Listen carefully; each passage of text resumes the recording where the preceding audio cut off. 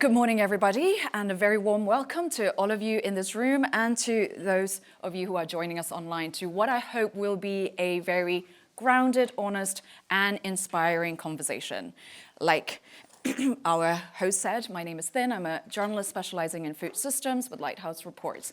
I'm based in Italy, but I was born and raised in Burma, Myanmar. So it's a country where you cannot grow up without feeling very, very close to farmers and farming and the significance of food. So it's wonderful to be in this room with speakers who are actually doing the hard work of improving the lives and livelihoods and situation of farmers, particularly women.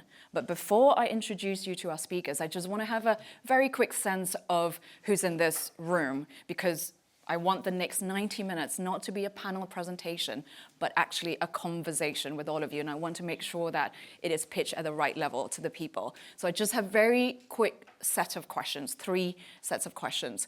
Please raise your hands if you work with or smallholder farmers. Amazing, fantastic. Anybody who is perhaps a funder, an investor, somebody in a position to direct capital? Great, not a lot, but promise you we won't come to you afterwards for money. Just wanted to get a sense. Anybody who is working in policy, advocacy, government? Great, yeah, great. Nice spread. Last, anybody who is just exploring this topic and pretty new to food systems?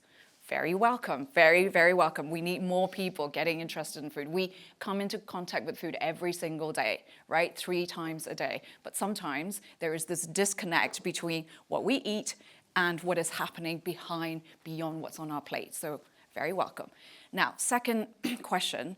Anybody has heard the terms agroecology and regenerative agriculture before today? Great, so I guess I don't need to explain what they are. Fantastic. Third and final set of questions, that's actually 2, and what I want to do is ask you to guess some statistics, and these statistics are very relevant to the discussion that we're having this morning, and they are from a report called The Unjust Climate that was published by the FAO, which is the Food and Agriculture Organization of the United Nations, 2 years ago. So the first number I want you to guess is, imagine that the long-term average temperature in the world has risen by 1 degree. What percentage reduction in income that female-headed farming households experience compared to male-headed farming households? The 1 degree increase in long-term temperature, what kind of income loss do female-headed farming households experience? Anybody wants to take a guess? You can just shout out the number. 70%. 70, okay. Pretty high, but we'll come back to that. Another? 30%. 30%? One more? 40, okay. You're the closest. It's actually 34%, the answer. So 1 degree rise in temperature and 34% income loss for female-headed farming households compared to male. That's the second number. Of all the international bilateral development funding that goes towards agri-food systems, what percentage specifically targets gender equality and women's empowerment? 0.01%.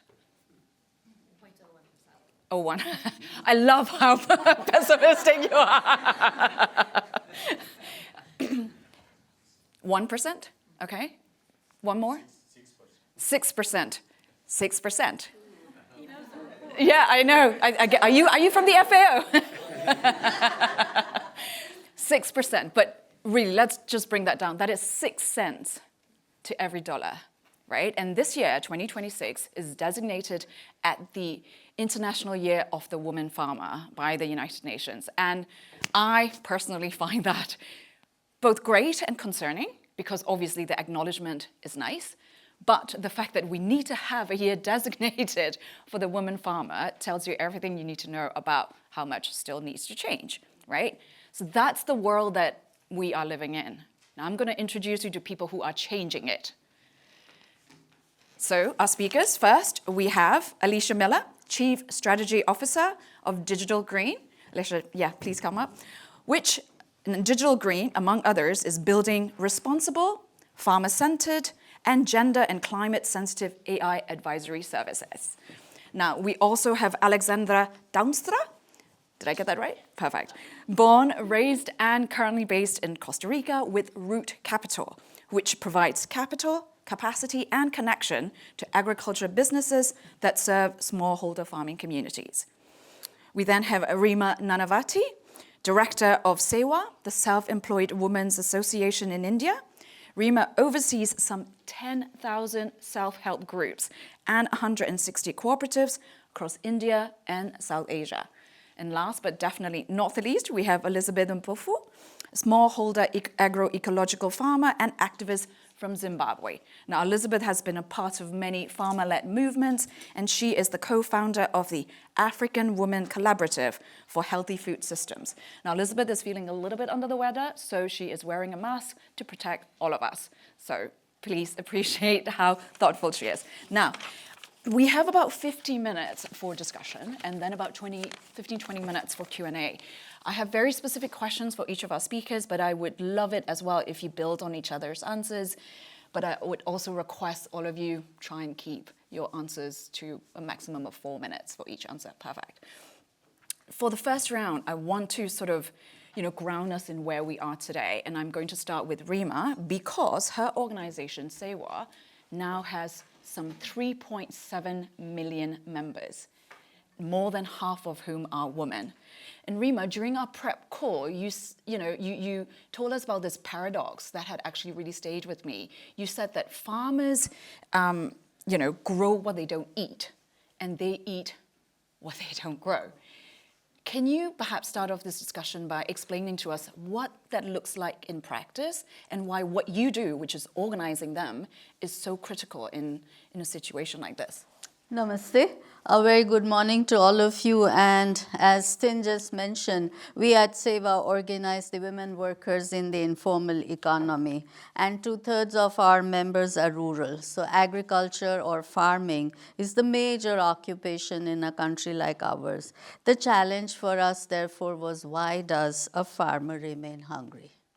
And let me ask you all a question. Who's feeding the world right now? Not in the reports, not in the summits, but what's our lived reality? In India, in my country, it is often a woman. You will never meet her. She wakes up before the sun rises. She works on land she may not even own. She grows food she may not eat, as Tin just told us, and that's the reality. And she does this while the climate is changing faster than the farming calendar. No fault of hers. This is where organizing begins at SEWA. A farmer, how come hungry? This is not a failure of their efforts. It is a failure of the systems and food for our society that they make. Being in the unorganized sector of the economy, the agriculture sector, and therefore women farmers are replete with problems. They have to face issues like irregularity of work, low and unequal wages, unskilled labor force, lack of employment opportunities, absolute lack of skill development, degradation of soil and other natural resources, and no income and food security, even after working long hours. Despite most of the rural households relying on agriculture for their livelihoods, farmers, especially women farmers, do not have direct access to market and can barely manage one decent meal a day. Understanding this, SEWA started organizing the women farmers under our national agriculture campaign, and we emphasize on how do you turn farm into an enterprise and farmer, a woman farmer, into an entrepreneur. This results into, shifting the focus from mere subsistence to viability and profitability, bring in climate resilient practices which are interwoven into this process of organizing. Therefore, how do you treat agriculture at par with industry by the states?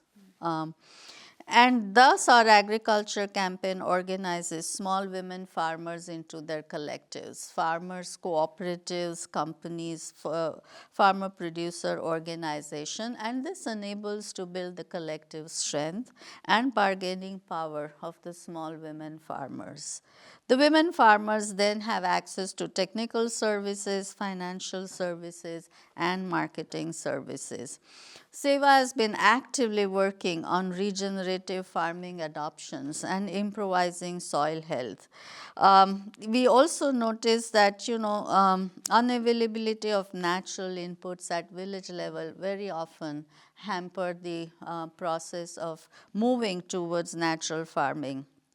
And therefore, we train young women as agri-entrepreneurs who produce the biofertilizers, biopesticides, and set up agro-input centers, which then provide the women farmers access to different kinds of inputs. The new manual products, which also reduce the drudgery of the women farmers. Having realized the issues and constraints through this farmers collectives, we then move on to set up seed banks, provide access to financial services, advisory services, agricultural tools and equipments libraries, and then go on to build the agriculture value chains, which are owned and managed by the women farmers. And this is what organizing leads to, give identity to a woman, not just as a wage laborer, but as a farmer, as an entrepreneur, running her own agribusiness initiative. Great, that's such a vivid and detailed. I stuck to my 4 minutes. No, thank you. But also, you just essentially gave us a step-by-step, right, process of how you do it, and at a scale, right, of millions of people that I think some of us can only imagine. But you also touch on a lot of points, and you could see everybody nodding their heads, when we're talking about inputs, when we're talking about businesses and entrepreneurs. I'm going to come back to both Alexandra and Alesha on that. But Elizabeth, can I come to you next? Because, during our prep call, you also told us that you want to tell us a story about this woman who lost her traditional seeds. So can you tell us that story, and also perhaps, use that case study to answer a question that you yourself raised, like whose knowledge and whose voices are we actually hearing when we are talking about food systems solutions? I don't know if I'm going to be heard, but I'll try to raise my voice. So we hear you. Sure, thank you. Yeah, it's just a short story, which is real, because it's not something which I just thought of writing, but this is the reality, because I'm always in the communities, living with the communities. So it's just a story of a woman whom I met in our area in Ward 33 in Masvingo province in Zimbabwe. When we were sharing stories, she was really so sad because she had lost her traditional seeds.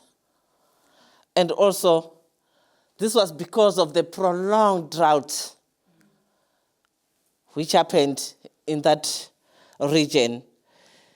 And for her, it was not just a loss of crops, but also it meant losing the ability to feed a family, and even losing the heritage.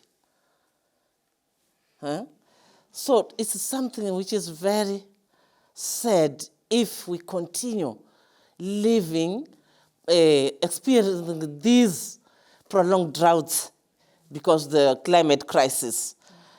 So it's like she tried at her level best to see how best she can rebuild the livelihood she really deserved. In that case, she also met with some other colleagues where they were also sharing some strategies how to adapt to those situations. At the end, she was also informed to practice agroecology farming practices, of which they were managing to share seeds, the traditional seeds, during the seed and food fairs, because this is where the communities most gather together and share the seeds and knowledge. So when she gained the seeds which were lost at last, she tried to do the practical work. And we know very well agroecology practices is something which even the youth are saying it's labor intensive. But one has also to decide, should I work it on my own, or should I also work collectively with the other community members? So this is how this woman managed. She worked together with other community members because there was a lot which was to be done on her farm. When we look at water harvesting techniques, when we also look at some of the work which is really needed for an agroecology practitioner to do on the farm, you cannot do it alone. You have to work with others. We know very well sometimes that there were lessons which were saying when you are farming, you just have to plant one crop in a field. But with agroecology, this lady tried to do intercropping. Because sometimes you mix the crops, one crop might also do, but the other might also fail. Then also, she concentrated on growing traditional seeds. And we know the advantage of these seeds. They are resilient.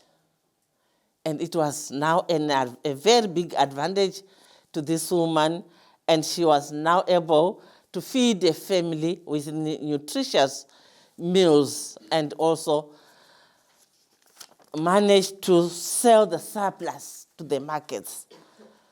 So in this case, this is something which we think, which we should know, that women are leading the regenerative of food systems, if we hear to this short story. Thank you.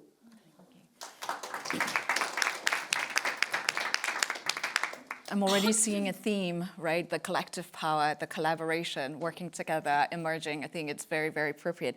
Alexandra, can I come to you next? Because Root Capital has a piece of research called Inclusion Pays. And that found that, having access to capital for women is not just the right thing to do. It actually makes business and financial sense, right? But access to capital can also mean very, very different things to very, very different people. So in your experience, what does it actually take for women in these rural farming communities that your organization is working in to have autonomy over their livelihoods? And where are the biggest gaps? Yeah, thank you. And thank you for mentioning that report. Have a read if you haven't already. We look at 1,200 loans across more than 550 businesses, and indeed, reach a conclusion that maybe to some is intuitive, that it makes business sense, aside from being obviously the right thing to do. But again, capital is not enough. So a quick note on our model: we're very proud to partner with agricultural enterprises, local agricultural enterprises, and to reach smallholder farmers through that partnership. So also, like my colleagues here and here, I think, but to Elizabeth's point, organization being so critical. So when you talk about agency, I think both about women farmers and about the women who work in these agricultural businesses and their leadership roles, right? So what are some of those barriers? I think it's no longer a secret that women have a lot less access to training and technology and skills and knowledge than men do, right? They have time scarcity that doesn't compare to time availability, right, that others have. And when it comes to land, they often have a lot less. If I'm not mistaken, women do something like 70% of the work in agriculture globally and have access to 30% or less of the land, but it's also often the poorest land, the land that is furthest away from their towns, from their villages, from their homes. And those three things are interconnected, right? If you don't, your land is poor also because you don't have time to invest in it, because you don't have the knowledge you need maybe to know how to invest in it. They're all tied together. So one of the stories I'd like to tell is how we work with the agricultural businesses to start to address some of those barriers. We also provide capacity building, training, like Business Consulting 101 for agricultural enterprises. And how do you address the lack of access to skill and to knowledge, also for the women who work in these businesses? One, invite them to come, right? It sounds so simple, but we were providing, workshops like this forum today, and women weren't necessarily coming. So we started to invite them explicitly. If they still don't come, maybe make it harder for men to come if the women don't come, right? So for a training, for certain businesses, we want at least half the people who come to be women, for example, things like that. If you're not sure why they're not coming, ask, and you'll often run into time scarcity, right? And so what is one of the bigger drivers of time scarcity? Childcare issues. So make it possible for them to come. It's not very complicated. It requires a little bit of investment. In every culture, it looks a little bit different. But things like, if you can't come because you need somebody to take care of your child to come with you, bring that person. We'll make it happen. And when they're there, make sure they're participating, right? So how many people have been in a workshop in recent years or a training, and it's time for the coffee break, and the women get up and start serving the coffee, right? Things like that. If something else needs to be dealt with logistically, a woman will get up, and she's a participant, right? She's a junior accountant there to learn, but she's getting up and she's taking care of something else for somebody else. So we developed a gender checklist, a training checklist. Again, not rocket science, but simple rules to follow until it becomes part of just the way you get up in the morning and do your morning routine. You include women through very simple rules that address some of these barriers. And then I think there are also just enabling conditions that we need to recognize, right? That, by the way, include men, include the whole community. Supportive community, and access to markets. So I'll share the story of one woman leader in Costa Rica. Her name is Jasmine, and she's a farmer herself and belonged to a coffee farming family. Her father passed away. She and her siblings had to figure out how to help their mom keep the farm going. She started as, I believe, again, a junior accountant. So many of the women leaders that we work with manage the money, manage the numbers, by the way, in these organizations. They're what we call hidden influencers, right? And she had the support of her community, of her family, of the organization where she worked. I'll fast forward the story. She's now the CEO of the largest coffee cooperative in the country. Right, but what is behind it? Access to training, a supportive community, markets, so that production can be sold for a fair price and the organization can grow. Am I out of time? Okay. Too bad. I'll tell you about Juana later. We'll come back to that later, but thank you for describing, I think, for everybody to be able to very vividly visualize what an enabling environment looks like, right, at every level for women to participate. Alesha, I'm coming to you next because Digital Green has a service called Farmer Chat, which, if I get it correctly, it's an AI-powered advisory service that's specifically targeting smallholder farmers. And you've shared some really interesting data about how men and women actually use the app differently. Can you tell us a bit more about that, and also what those findings show who the current system is failing or not serving as well as it should be? Sure, thank you.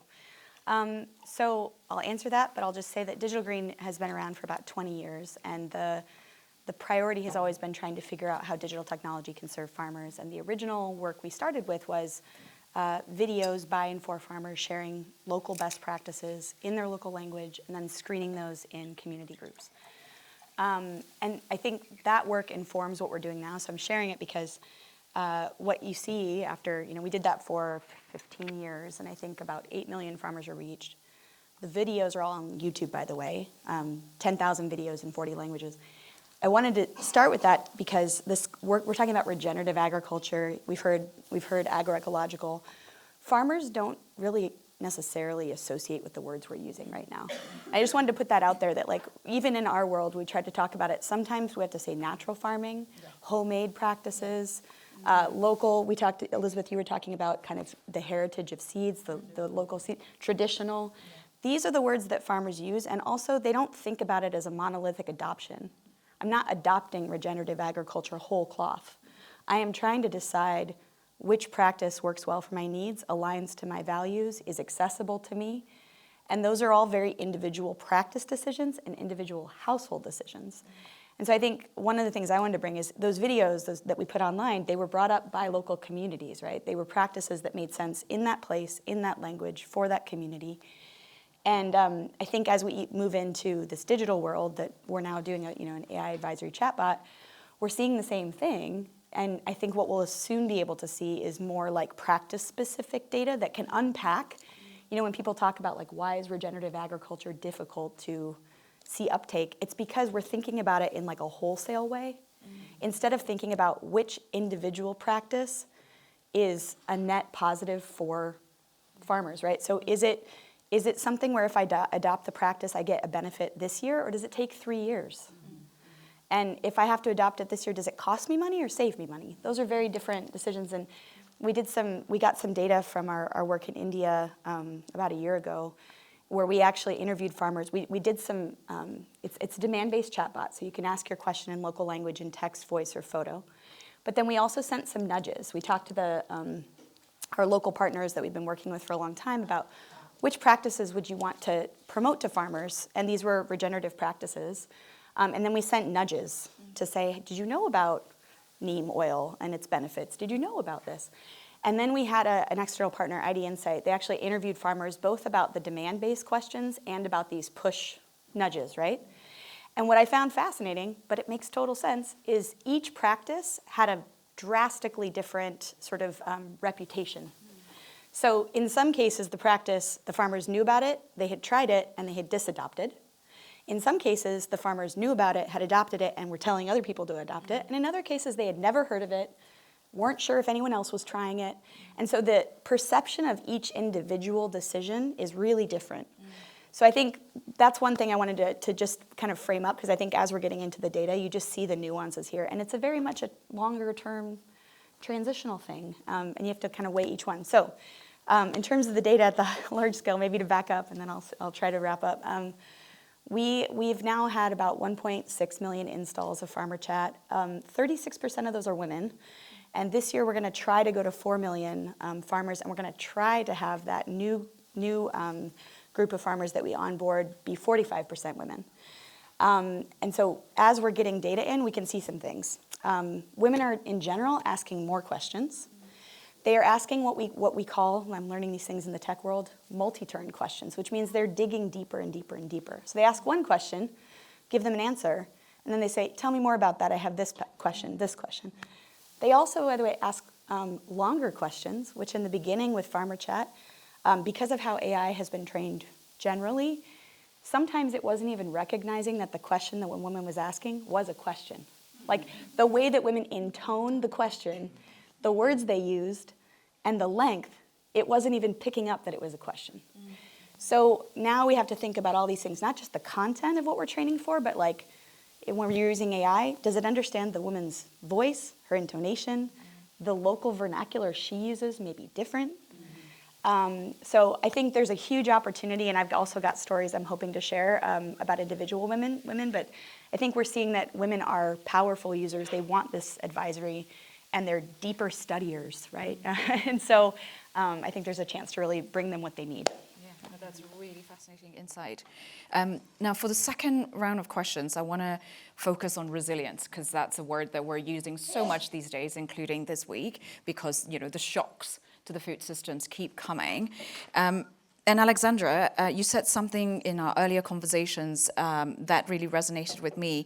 This idea that we need to shift from a resilient mindset to a thriving mindset, because fair or not, there is a perception that being resilient means actually surviving. But we don't just want to survive; we actually want to thrive. So, can you tell us a bit more about that, Alexandra, and what thriving looks like for women in these rural farming communities that your organization works in? Yeah, thank you. And I would say it looks a little different for us all, right? So if you want to know what thriving would look like for somebody, ask them, which is another thing we often forget to do. Somebody was telling me recently, how do you know how do you know what women need? We ask, listen, so ask. But I think here I will share a story before I run out of time, and I want to actually start the story with showing you this. And you're going to say this has nothing to do with agriculture, but I'll get us there. This is a sanitary pad, cloth, colorful, beautiful, and I'll leave it here because it's so pretty. And the story behind the sanitary pad is, for me, is an example of what thriving means in an agricultural rural community of farmers. And so there are now 3,000 girls and young women who have a kit like this with 2 of these instructions and information about how to manage their fertility as well, right? So talk about impact, hopefully for generations to come. And it starts with, again, a farmer and a member of an agricultural cooperative, if I'm not mistaken, agricultural business, that brings together smallholder farmers, and a woman, and she's, again, junior accountant, and eventually becomes the leader of this organization. And what she does first is invest in the farmers' financial literacy. So she says, they're making it through the harvest, but I want them to make it through the harvest with a little more cash in their pockets. And it starts with them understanding how to do that. She invests in their training. She grows the business. She works with Root Capital and gets a loan for her business and then another one. And eventually, because she's such an incredible leader, a grant, very small, to set up a daycare facility. Because again, time, right? Time scarcity. And this is for seasonal workers and farmers to be able to have a safe place for their children while they work. What happens to this daycare facility? It's a building, right? It's taken over by the women.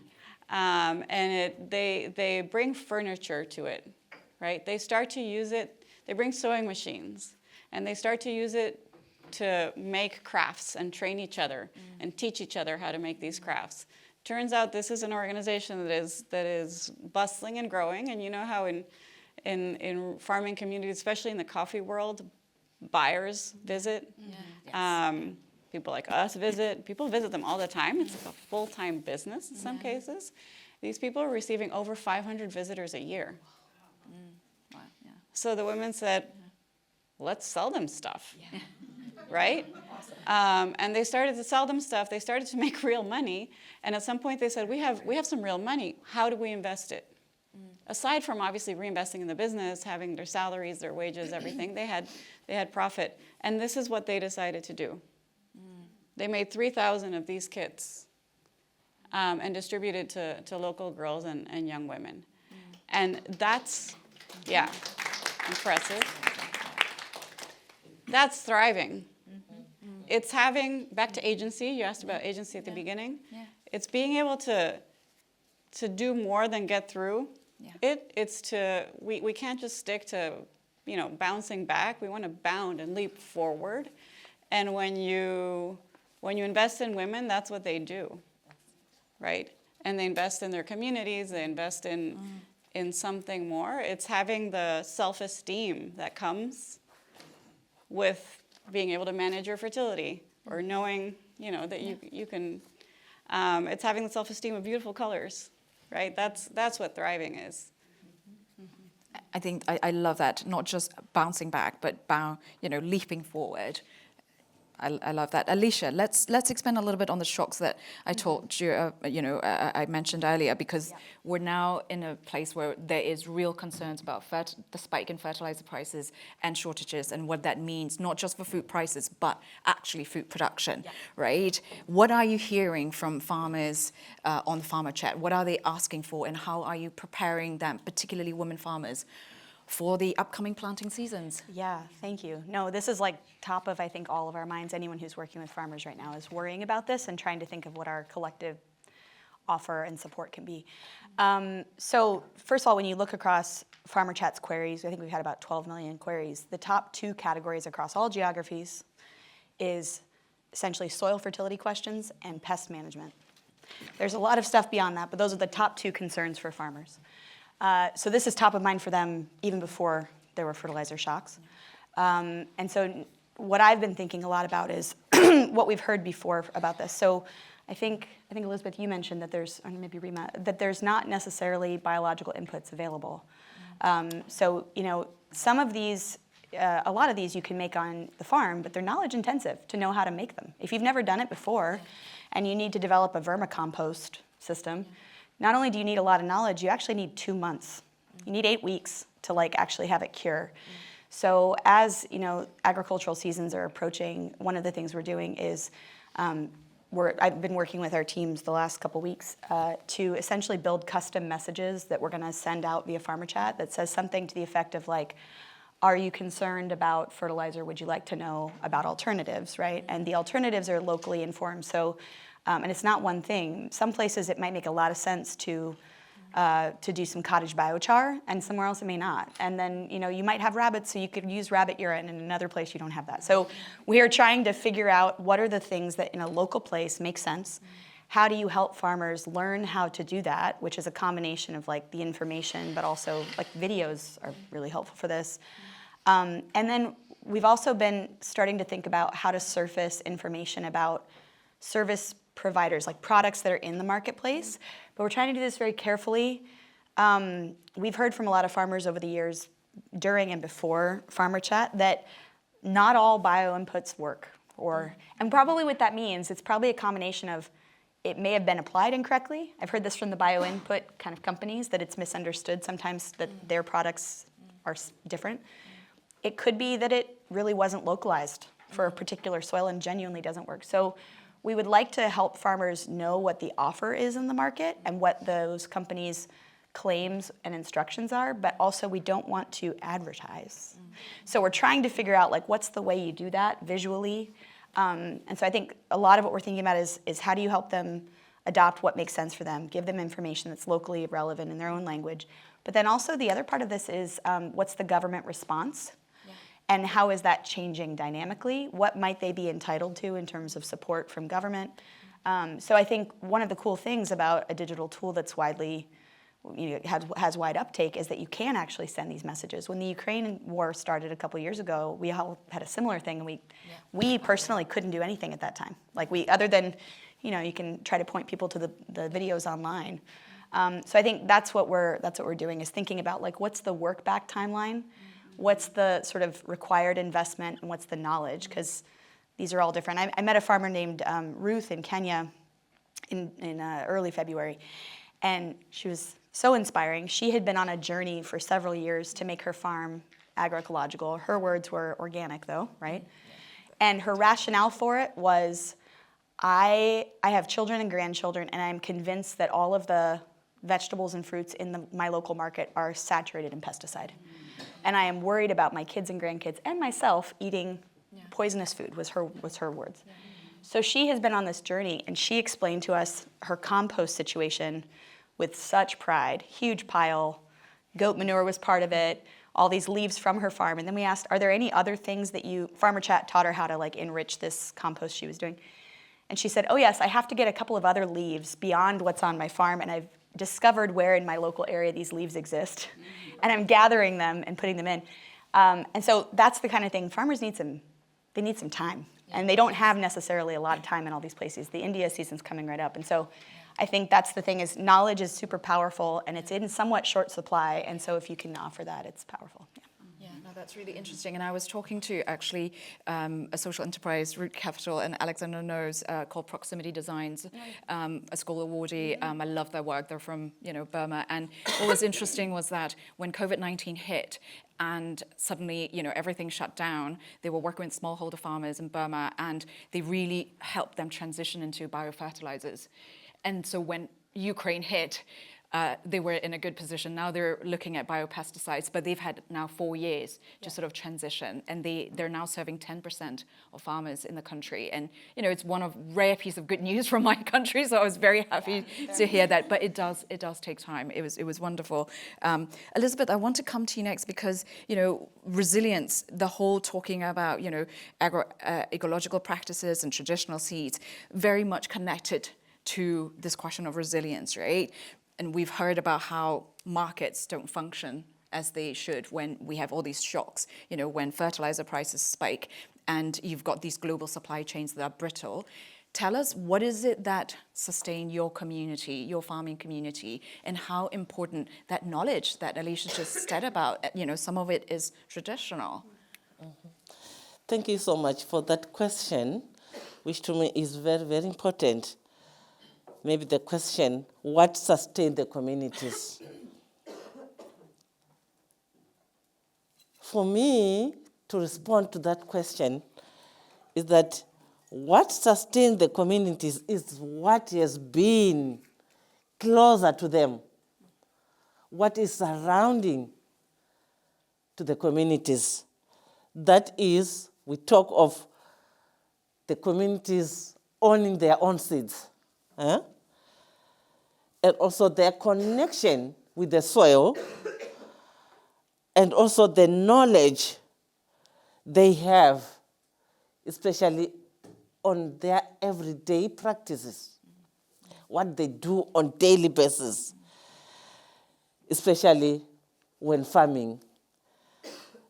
And also,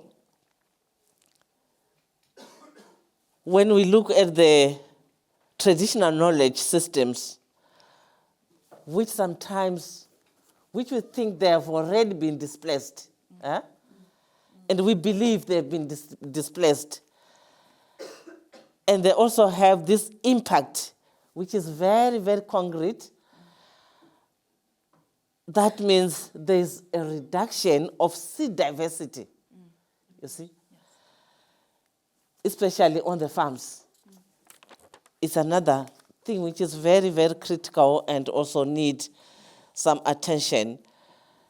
This also means that the farmers start planting the commercial seeds because what they have is already has been lost, you see.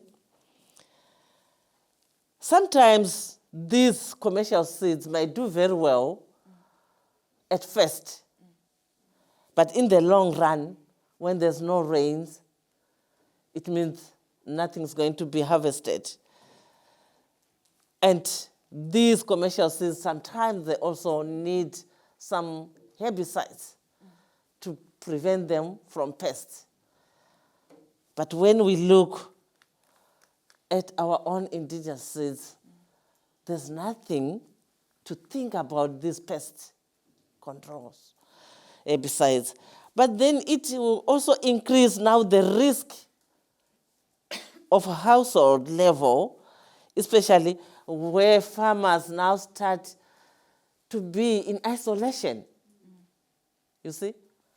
And also, there's increase in vulnerability. And each one works for himself. Yet we know very well, working collectively is something which also leads to greater prosperity, you see, in a community. So, in a nutshell, I can say there is huge impact, and also just to sum it all, it means it is not just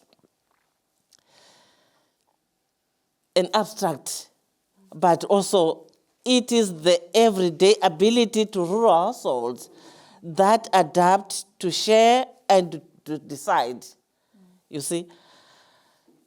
Because farmers have to decide for themselves and not to be told what to do or what to plant.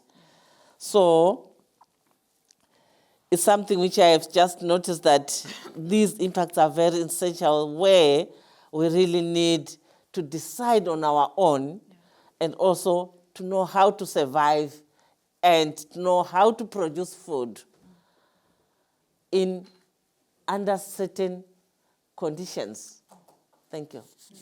I mean, it's the whole question of agency, right? Coming back to the whole question of agency. And when we talk about food sovereignty, it's not just what you can grow, but having that, being able to make that decision. Reema, I want you to talk about this 100 miles approach that your organization has, which is about sourcing and redistributing locally. And I understand that was set up as a response to disruptions of the war in Ukraine and COVID-19. But given that we're now seeing these disruptions, so common, tell us about how you build an organization with millions of people that can withstand, shocks like this in a world like this with this kind of approach.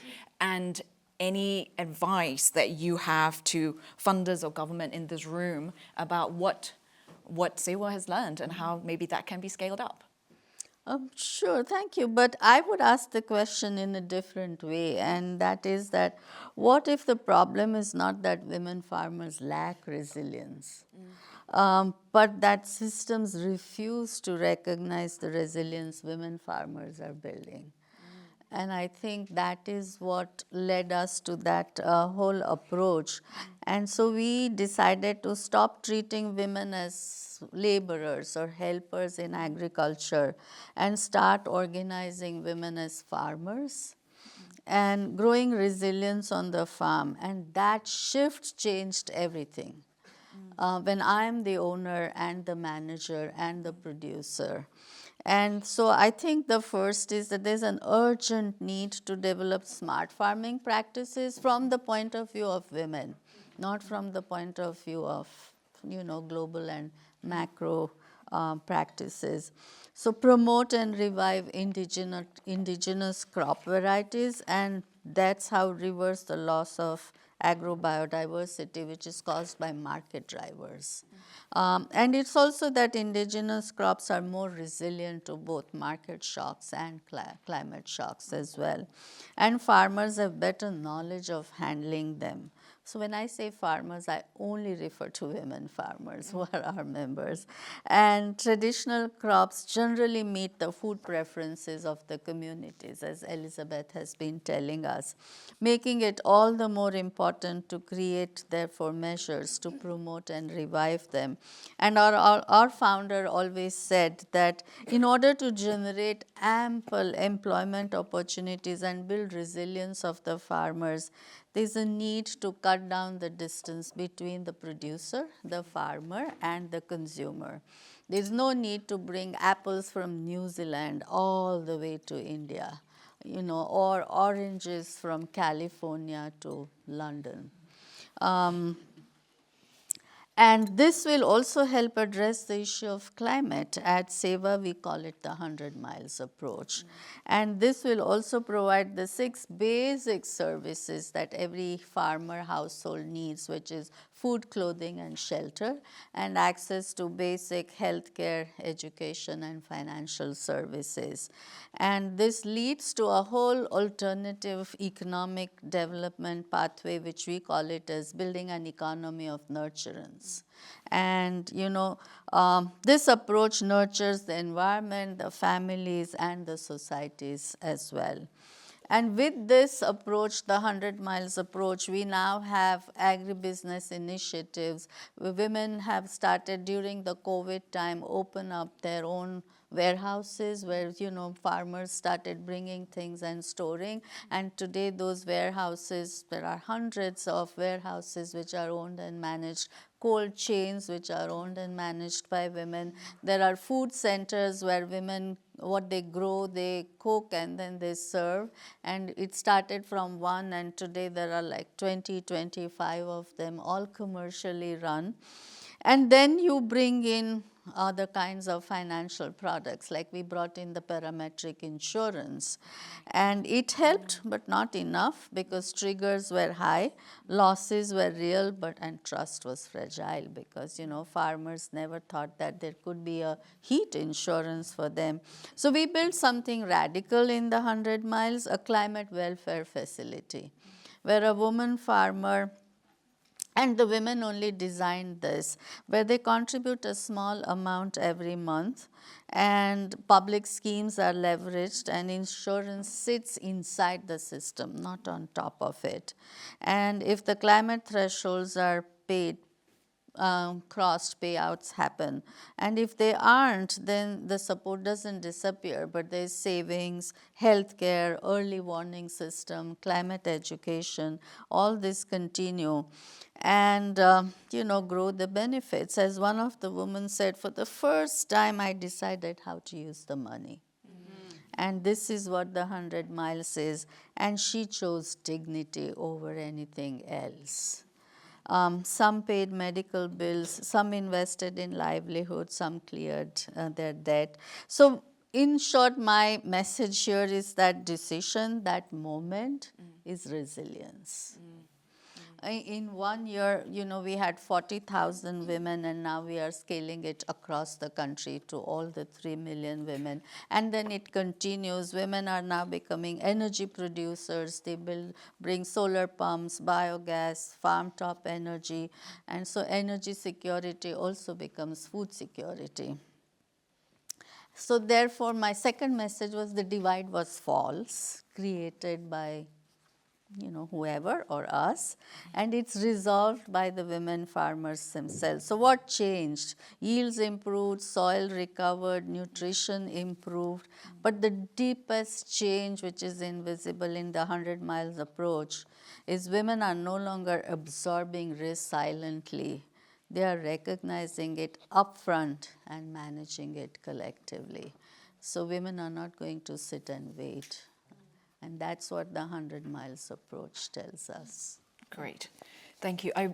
I still have one quick round of questions, but I know that we've also been talking a lot, and I do want to have the audience participation. Can I just get a sense of anybody has questions already? And okay, we have one question, two? Okay, why, three? Okay, great. Why don't we do this? So sorry to be asking you this, but I do want to get the question of scaling. If we can keep it very, very short, the answer, and then we'll go straight into it, because we have heard a lot of inspirational examples, right? But the thing is that we love incredible pilots, and then we often leave, and pilots just stay pilots. So I do want to have a very quick round of questions around scaling. Elizabeth, we've talked about your lived-in experiences and of your community. Alexandra has talked about an enabling environment, but that's something I think I would love to hear from you. What for you would be an enabling environment to scale the kind of experience that you and your community has collectively, done? What would you say is needed? What, if there are three things that you would like governments or funders or organizations like Root Capital, Digital Green to do, what would you want? Thank you. First and foremost, we know that there are already existing policies, agriculture policies, but are these policies in favor of the small-scale farmers? Were the farmers also involved in the formulation processes? So what we would really need to see are policies that promote agroecology and also protect the farmer-managed systems. we also need a bottom-up approach where decisions are made, not that system where it comes from up, then just to say, okay, you go and do, you follow this, but otherwise, which is coming from the ground. And the people themselves, the farmers themselves, are also part and parcel of the whole process, you see. The women especially are also included and are respected in these policy formulation processes. Thank you. Thank you so much. Reema, organizing, right? It's not the most glamorous, not the most action-packed, but we have heard from you how important it is. How can we scale up that organizing that you do? You know, how do you convince the governments, the funders, the institutions? I would like to say that based on our 5 decades of organizing, it is a must to fight poverty, reduce vulnerabilities. But we all need to understand that organizing is a process. And it has to follow the pace of the women farmers themselves. So it needs investment of time and resources. But yet when small women farmers are organized around their major issues, it turns farmers into entrepreneurs. It helps them build their agriculture value chains, and we've seen that. Today we have Rudy, our agribusiness for-profit company, which has a turnover of around 93 million Indian rupees, covers, like 200,000 farmers, and it generates employment. But what I would like to also say that, the lesson is simple. Climate adaptation cannot be delivered from outside. And technology alone will fail, finance alone will fail. Both when combined will also fail, but when women are organized, when services are bundled, when risk is shared, and when dignity of women is central, food systems will become resilient and scale. And regenerative agriculture is not just about soil or about seeds or on crop, but it is about power. And power in the hands of women and farmers. So if we truly want to grow the future and scale up women-owned agribusinesses, we need to look again at who is already growing it, because when women grow food, they don't just feed families. They change the system. So the future of food is not money or technology, it is a woman with land, knowledge and choice, and then only you can scale. That's amazing, thank you. Nice. But it's what you pointed about technology, is really interesting. And Alesha, I think that sort of nicely segue into what I want you to talk about, because technology, of course, we know it's not the silver bullet, but it is a very important part, because we're all going digital, right? But we also know that technology that can scale fast can also harm fast, right? Especially if you train it on the wrong data or deliver without the right people. So you're trying to do farmer chat in a completely different way. Tell us about it and tell us how, as you scale, you're actually going to have, particularly for women farmers, have that dignity, that power, and that choice. Yeah. So there's a lot of pieces to it, and you, could not agree more that technology is not enough. So just so that we're all clear, Digital Green actually was founded it's called Digital Green because we were designing ourselves to be the digital layer for the Green Foundation in India. We were imagining it as a digital technology layer on top of the human infrastructure that women's groups and community groups and farmer groups create.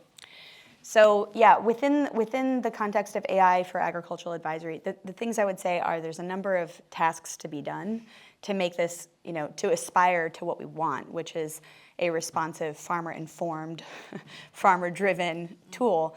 So the things you have to do there are recognize that it's not, these original kind of large AI models are not trained on smallholder agriculture at all. So you have to start with the idea that you're going to have to really design for that. So some things that I think, I already mentioned that on the language side, we have to actually train language models that speak the vernacular of smallholder farmers, the dialects of smallholder farmers. That is not easy. It's also not just Digital Green's task.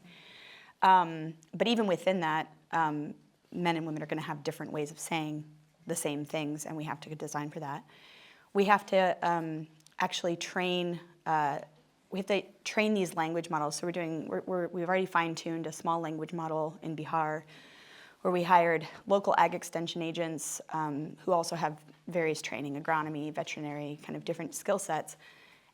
And what we've created is like a tool called Farmer Chat Evaluate, where they see the original question the farmer asked and then the response that we gave, and they're able to actually score that question, fix it, and then also we overlap them, because one extension agent is not going to agree with another every time. We all kind of know that, I think, too. So we're trying to overlap these responses so that eventually what you'll hopefully get is a more values-informed, reality-based kind of expert pool of high-quality responses to fine-tune the model. So we did this. We've actually published that on Hugging Face, if any of you are out there and want to look at it. We also annotated like the photos, the pictures that you took of your plant. We said, this is what it is, this is what we think it is, and we had experts look at those. We've also published that on Hugging Face. And I think you'll also notice I'm mentioning Hugging Face because I think open source is really important. Also, not just because we believe that open source encourages kind of collaboration and scale, but also because it's transparent. So people can see what Digital Green is putting into the model that we're using. Use it, critique it, tell us it's wrong. So I think participation, representation, and then also on the farmer side, now that we're getting enough questions being asked, you can see for the first time the distribution of farmer priorities by region. You can see in a particular region what farmers seem to care about, and we can get both farmer feedback in the app saying that was a bad answer, I need more, and we can see when the reviewers review what exactly is wrong or missing, and then you can work on fixing that. And so it's given like a great deal of visibility to us about where we need to go next. I was just looking at data from last quarter, and goat meat was featuring much more highly, and so I was going to go back and look at the reviews of our goat meat advisory. How good was it? You know, these are things that like are getting very into the weeds, but that's how you create more representative AI. And responsive. Yeah. Alexandra, last question before Q&A to you. You talked about cross-sector collaboration as a critical component for success, but also, I'm assuming, for scaling as well. Give us an example of how that cross-sector collaboration worked and how others can learn from what you've done, because there are a lot of collaboration that have not been successful. Yeah, thank you. It's an interesting question. I think, first of all, collaboration is a nut that no one has fully cracked. So, and that's kind of leads into, I think, one of the first things that need to be true for collaboration is humility. And, you know, and I'll get back to humility in a minute because then I'm going to brag, but but in order to collaborate, you really need humility, because it's a precursor to learning. It's a precursor to reaching out to somebody across the hall or across the sector and saying, we can't do this alone, right? But learning is a really key part of that. I think the other requirement for good collaboration is commitment, because it takes so much time. It really takes like showing up and showing up and showing up over and over again. And finally, but not third, but first, is something you're trying to achieve together. Right, so a common goal, and that goal can evolve and change and all the things.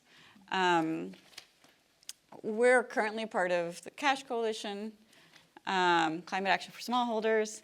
I'm not going to speak too much to that. We're proud and excited, and it's very sectoral, relatively new. Yeah. And then I also want to emphasize that our most important partners for Root Capital are the agricultural enterprises that we work with. But I'll share one example of one collaboration that's been around now for 14 years, which is the Council for Smallholder. CSAF. Agriculture Finance. Thank you, Willie. Suddenly blanked on that one. And because it brings together all of those, and I want to talk about how we've been able to leverage that also for some of the really important work on gender inclusion and access to finance. So as Root Capital, we sort of founded CSAF, spun it off. It currently has 17 members. in addition to other partners and allies. And they're all, the members all provide access to finance to the agricultural space. So going back to some of the problems you mentioned at the very beginning, right? That's what CSAF members are about. Again, it takes commitment. We meet, we talk, we share information, we share learnings all the time. And one of the things that we're excited about and proud of, so this is where humility sits right here for a second, is that we shared the learnings, not only of the Inclusion Pays report, but just of our practice as Root Capital with CSAF. We currently have a portfolio of which 2/3 of the businesses that we work with are gender inclusive, and 1/3 are women-led. And that's years of work, right? Because you don't necessarily go out and stumble upon them. You have to also help create them. And what we've done is share with other CSAF members how we arrived there, what we learned, what not to do, and what to do. And we were excited to find out recently that at least 3 other CSAF members have said that they're adopting the learnings that they've gleaned from our experience to build a more gender inclusive portfolio for themselves as well. And so that's a step in the right direction to scale. Great, thank you very much. I'm going to open the floor to questions. I know there were 2 here, and I think there was 1 over there. Okay, let's start with those 3. So there's the lady in black here, the lady in blue, and the lady in skin tone.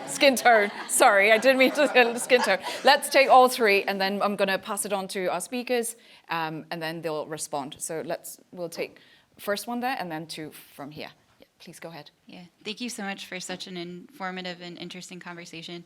I know you've touched about it in some ways, but I'm curious to hear a little bit more about connection to consumers. So I really liked, I think it was Alesha who was talking about the way that we identify regenerative based on what works for specific farmers and how they adapt to their land. I come from the US where regenerative has been a little bit corporate co-opted, and it kind of is equated to certification. So I'm curious to see any successful examples that you've seen of engagement between female farmers and consumers, and how to tell stories in compelling ways and keep consumers involved in regenerative efforts. Great, thank you. And let's take these 2 questions. Hi, thank you. This has been like an amazing talk, so thank you all. And I guess my question is for all, but probably more directed to Alesha, as well as, so I'm a researcher with the Skoll Center, and I've done research in Kenya and South Africa with smallholder farmers. And, I think it's so important that we're providing more information or using tools to provide information that empower those farmers to then take decisions, right, as you all were saying. But one thing I found from my research is really on the climate side, the climate data side, and how that's such a huge gap for them, for these farmers that I spoke to is, they saw me coming from Oxford, and the first question they were all asking was like, what do you know about climate change? Like, tell us about climate change, but also tell us what's happening here so that we can use our own local knowledge and our context, because it's sort of that extra layer of like, what information do you need to provide them so then they can use their knowledge. So it's that sort of gap information. So I just wanted to kind of raise that and also hear your thoughts on that. Great. And can you pass on the lady behind you in blue? Hi, thank you. Those are very interesting inputs. My name is Teresa Mudhoni. I come from Women at the Alliance. And in my experience working with women farmers specifically in East Africa, there's a lot of local solutions that we have. And one of the major challenges is that people being able to finance those small scale are very few. They are not trusting them sometimes. They're asking audit reports, 5 years experience, all those requests being asked. They are not able to get finances. So how can we make sure that it is possible to support those very local small-scale regenerative farmers who are very innovative, have a lot of innovations, a lot of initiatives that they are doing. So how can we be able to involve them? And how can we make sure that whatever they are doing, we are co-designing initiatives with them and doing it at a scale, like rather than pilot projects here and there and duplicating what other people are doing. How can we make sure that we are doing this at a scale that it is developing rather than a 1 year program, and making sure that it's something that is growing and giving them a lot of having them doing something that is more sustainable. Great, thank you. Maybe Alesha, because some of the questions were directed at you, maybe you can start and then I'll open it to others. So question is around, this connection between engagement between women farmers and consumers, particularly around regenerative agriculture, but also the information gap, particularly for smallholder farmers, probably in the global majority, and how do we meet that? And the third is around financing local solutions that already exist, but how do we get through the bureaucracy that it seems to be very prevalent these days? So maybe Alesha, you can start. Yeah, I'll just say, I think we have some contribution to make on the consumer side, but I almost think root capital with some of your export, like your businesses that are selling to consumers, export and also locally, you might have more, and others might have more to add. Yeah. So I'm happy to add what we do know about this, but we primarily have focused on the advisory. We haven't yet gone into enabling market access services, although that is the number one things farmers want that we can't provide is price and location of market opportunities. Farmers want to know, what are my options for where to sell and what's the price? That's a hard problem to solve with tech. And I feel like it's going to be a while, honestly. So I'll defer to my colleagues here. But I will answer the question about climate. So one of the call outs I'll make is we do offer local weather advice. We have a partnership with tomorrow.io, which is a weather provider. We actually have some backup services. We're constantly testing different weather service providers. And there's a number of initiatives around this, and gosh, we just need a lot more rapid advancement, because what I can tell you is the farmers, we agree, the farmers are basically they want to know so many things about climate, and our weather models are not serving them well. So we have it in there, but we are getting feedback directly from farmers about when it is extremely wrong, and we're feeding that to our weather partners. And I think we'll keep strengthening that. And the reason that that's wrong so often, one, again, the weather models are trained on mostly northern hemisphere patterns of meteorology. They are not for these regions. They're not for, so we have a problem with the fundamental underlying models. We have a problem with lack of local weather stations, and there's government investments that have been happening on that. But also, I think when we talk about weather, it's often too one-dimensional. Again, farmers are I want to know, is it going to rain in the next 12 hours so that I know if I should put something on my crops that might wash away or not? Or I want to have some collective action, and I want to know if I can invite my neighbors over to help me do this project. And if it rains and I've gotten everybody organized, I'm in a problem. So they need short-term weather, but they also need to know when is the likely onset of the rains. They have a lot of different weather needs. And then they want to also know the long-term trend, to your point. Is there something I'm growing? I've noticed it's gotten worse and worse and worse every season. Should I be looking for something else? Is there something else that would grow better here? So just to say, I think this is top of mind, and there are people who are innovating here. I'm happy to talk more about it, but also we're mostly trying to find those people and find the kinds of knowledge they have and see what we can bring in, and then get farmer feedback to tell us when it's wrong. Because it's wrong plenty of the time still. And farmers know that. Can I just add something on that? Absolutely. Yeah, because this is a very good question where we find farmers not really understanding what is climate change. But what we are also doing as the collaborative is we have set up a group of women who are working with climatologists. They're also training them how to capture all the information on the different climate weather changes. This is how now they are understanding. Of course, if the rain is coming, maybe after 2 weeks, what is needed? How should I prepare the ground? And maybe it's they hear, okay, there's going to be drought. They now decide, okay, what type of crops am I supposed to grow? So they're collecting data every day, every month, every week. Then they come together and share. This is how they are now learning, understanding more about climate change. Yeah. Great. Maybe talk to Elizabeth afterwards as well and see if there's, collective ability to collective and collaboratively do something about it. That's great. Can I talk about what our sister from East Africa Absolutely, was talking about, access to finance for the farmers' enterprises? And I think the situation is the same any part of the world you go, that no financial institution would come forward very happily to lend to farmers. And I think that's where what we set up is a blended finance facility. And the farmers contribute a small amount every month, and then we bring in the matching amount, and you put it either as a first loss default guarantee so that the nationalized banks or other financial institutions are willing to unlock capital and at an affordable rate of interest as well. For the farmers, you could also design innovative financial products like the parametric climate insurance product or the contingency financing, or you can also give them adaptation finance if the farmer wants to have a solar irrigation pump or a solar fencing or anything of that sort. And we started with a small pilot with just 40,000 farmers, and today it's gone up to like around 225,000 farmers. So that's the kind of approach that we have been working.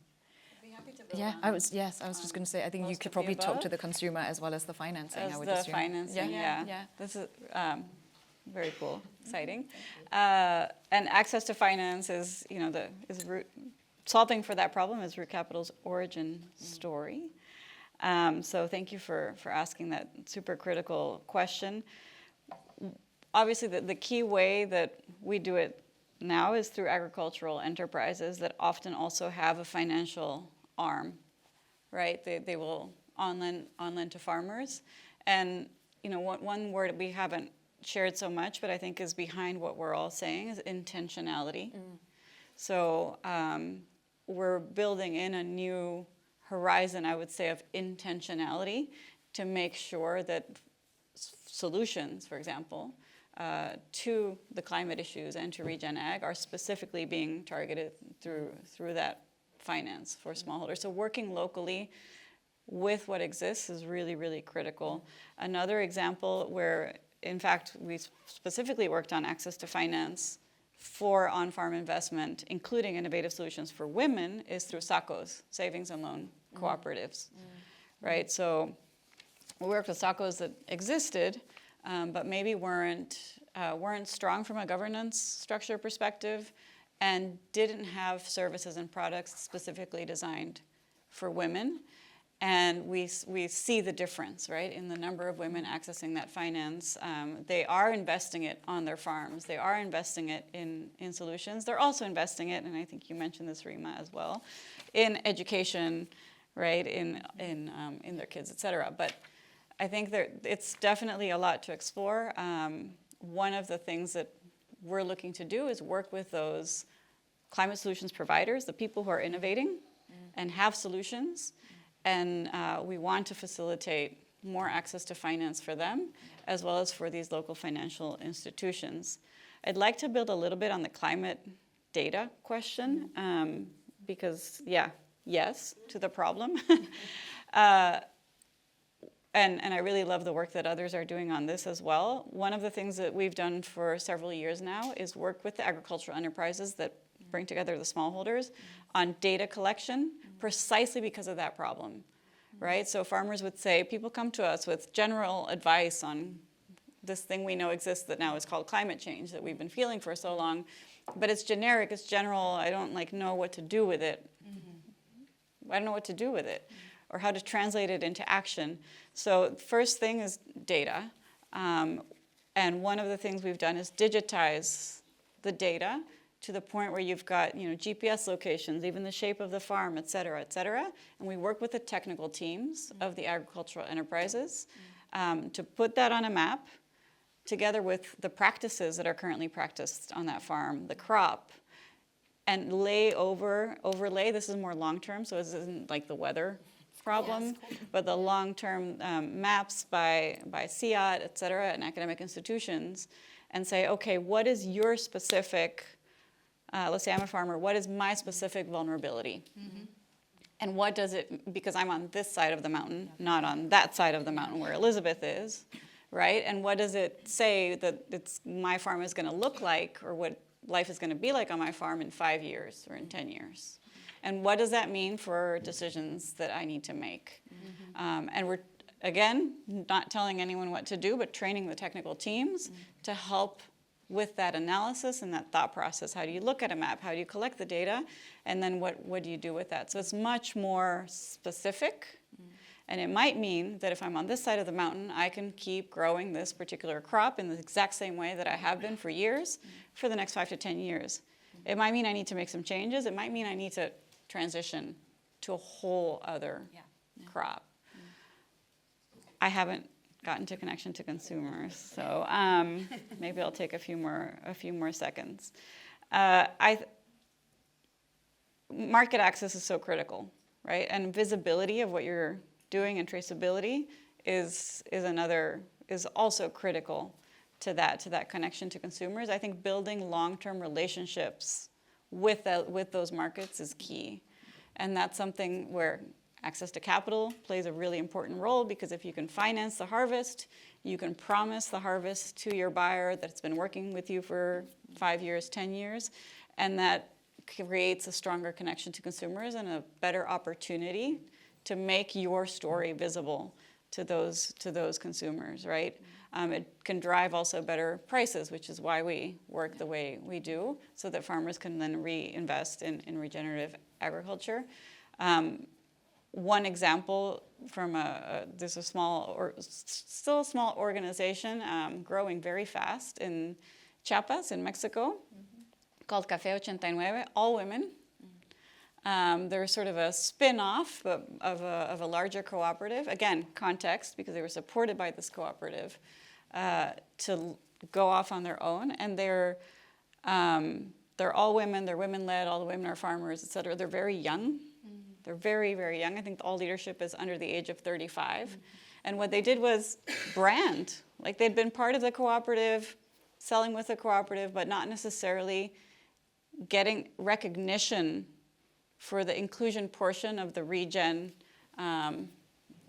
practices that they were applying. And so they're branded their own coffee. They have their own leadership. It also means they can organize their day and their time. They're in a they're in a place where there are violent upflares, highly insecure. So that brings all kinds of logistical issues into their market access as well, and into their daily functioning. But that's another one. It's just like the branding. And if you can do that through long-term relationships with your buyers, that goes a very long way. And if you haven't heard about them, look up Bean Voyage, for example, as another great example. They're here, right? Thanks. And I don't have any special insights, but I think in the US and Europe, like the community support agriculture, right? Community supported as the CSA feels like a very, very easy way in for agroecology and regenerative agriculture farmers to directly link with the consumers, right? With the buyers who are totally committed to that ethos. And I feel like that could be a way. I mean, it's still very niche, but it's one way of doing it. It's been great conversation. We do need to wrap up, but I do want to see if there is like one burning final question. I don't know if it's burning. Okay. If someone has a more burning. No, we'll take that question, and then I'm going to do the wrap up and final point. So yes, please.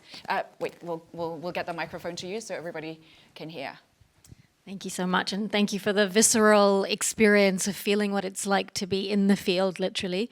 My question is more from an investor perspective. There's so much risk attached with ag and climate, etc. What are some of the metrics that we might be able to leverage, talking about dignity, this shift in power that actually can offset that ridiculous risk perception in a lot of cases? Oh, that is a fantastic question. I wish we had more than 3.5 minutes to answer that.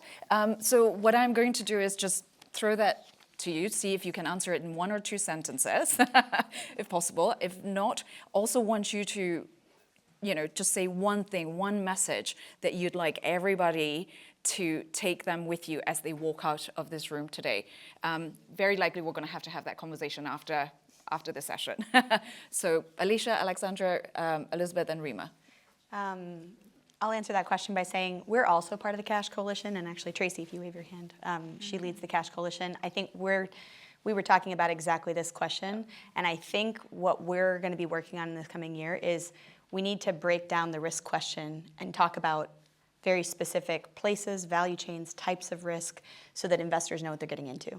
So I think one of the things we could do in service to farmers is to just make all of that a bit more transparent, so that if some things are investable now, low risk, do it. If the things are really not investable, high risk, let's figure out what the policy and other strategies are. So that's my first thing, and we'll be doing that collectively in the Cash Coalition this year and beyond.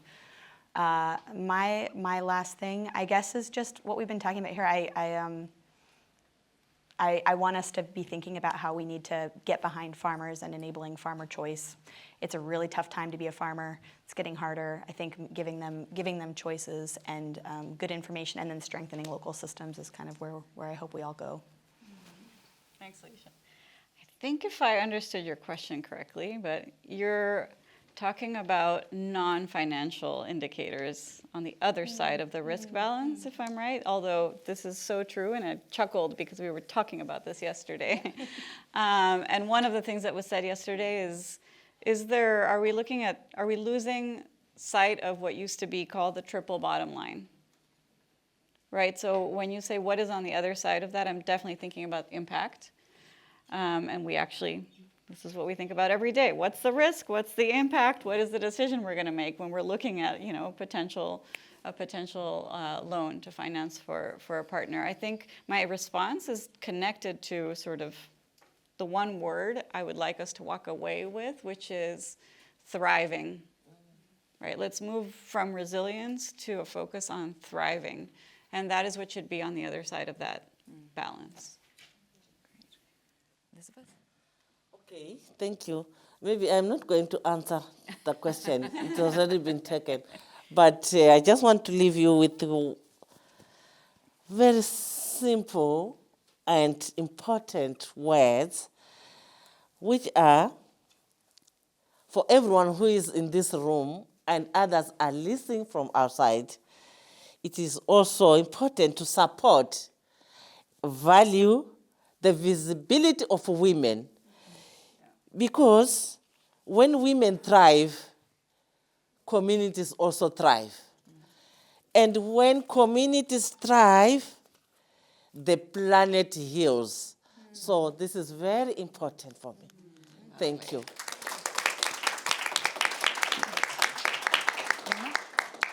I will maybe answer to Sana later, but I want to bring a message from our members, and I would just sing that message out. It will be in my language, but I'm sure some of you may follow. And that is, hum honge kamyab, hum honge kamyab, hum honge kamyab ek din. Oh, man mein hai vishwas, pura hai vishwas, hum honge kamyab ek din. Thank you so much.